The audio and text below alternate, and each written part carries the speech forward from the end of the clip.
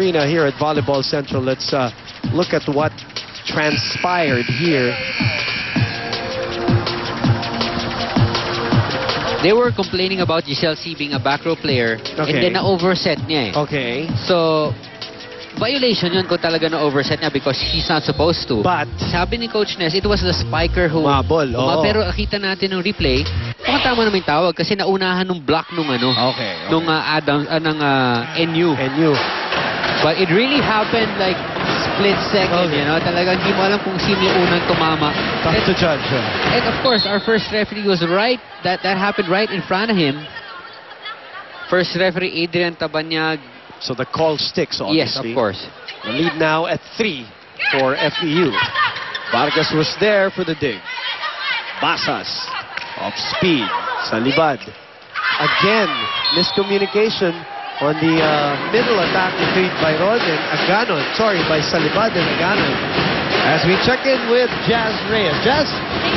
So they say that volleyball is 20% physical and 80% mental. And that supposed to be true, especially in the beginning part of the second set, as Coach Ness does see the girls that they are not as mentally psyched as he wanted them to be. Nanonood lang kayo. Habulin ninyo ang bola at sees a lack of aggression. Kailangan ready tayo umatake. This is what Coach Ness wants for the Lady Tamaraws for the third set. Aside from that, it's the consistency that he wants to see happening and the execution of Coach Ness's plays and little reminders, because at the end of the day, actions speak louder than the coach. Boom and Ian? Well, not if Coach Ness was that loud. I don't think so. But thank you, Jazz. We know what you're talking about. Coach Ness Pamilar has settled down already, and now the lead is at 5.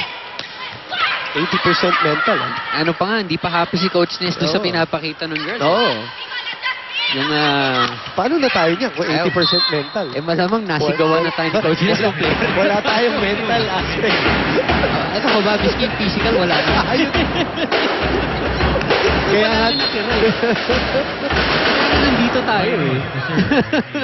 Kung naging coach natin si Coach Ness, malamang. 7 serving 11. Ulitin ko lang yung tanong ko, Ian, as Gilalio puts this one away. How many championships did you win with the US? Baka may... Hindi. 3. I'm just para dun sa mga bagong nanonood. Ian used to set for UST. Bahala na kayo mag-research. But 3 championships. Very dominant during their time. Also FEU at that time, parang nagpalitan every year. They have been volleyball rivals. Yes. Hanggang ngayon hanggang ngayon. For the past ilang years. Correct. Giselle C tried to go for the second touch. Rally here. Giselle goes to Basas. Undecided was Basas. Now I see a smile in Coach Ness's face. Nakita ko yun nung Wednesday. May jumping dig. Underhand on the way down. Very hard to do. Let me see you do that. This was the point that Gilalio finished that exchange with. Well, you're up 6, you're up 2 sets. You can afford a laugh or 2. That's right. It makes things lighter for your team. That's going to be the talk in the locker room for the next couple of days. Correct. Especially if you win. Granted that you win the ball game first. Unless he does something else. We still to top that. Huwag naman. Huwag mo itulan yung babae sa atin dalawa. Yan na wala nang ginawang tama. 14-7. Malayo-layo na to, ha? LaSalle and Adamson still waiting in the wings. Agno has been solid this afternoon. A clean attack from Maricar, but easily taken by FEU. Basas, very raw in her attacks. Kitang-kita mo, no? Up. 2 touches called on Giselle. And it looked like that was the right call because she was not in a good position. She was actually backpedaling. Yes, right. And mataas yung bola.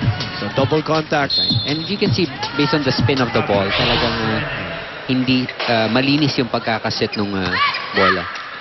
Giselle to Gilalio with a power tip. They try again. Why not? Gilalio working hard here in this third set. Ross will move back. to the front line. As their libero sits down, Agno. This is Gwyneth Hilario. And I think Coach Ness will now go to the bench for some seldom used players. At this point, at 15-8, we'll see a few come in for FEU now. 1 or 2 probably. Salibad, back set. Oh, great anticipation by Basas on Nepomuceno. But she hits the net. Oh, does she? Yeah, she called for a net touch with the left hand. Ayan, she was there, ano? Ayun, with the right hand. right Ayun, hand. sumabit. Iwan pa. But the hang time, kitang-kita mo, Basas waiting for that ball to cross the net.